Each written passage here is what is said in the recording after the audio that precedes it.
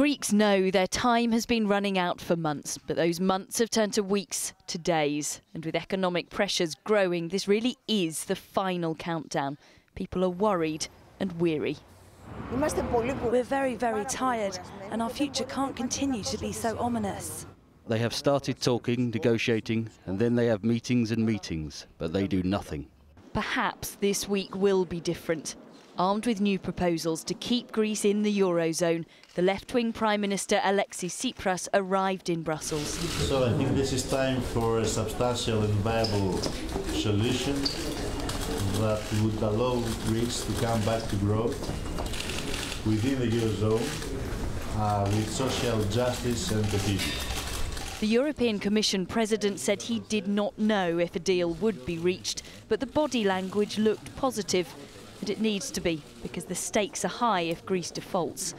The fear is the banks could be the first domino to fall. This year, 40 billion euros have left Greece's banking system.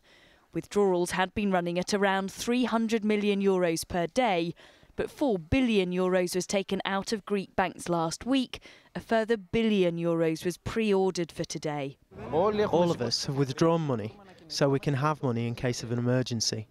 This is the smart thing to do. What more can we be afraid of? We've been destroyed for 5 years now.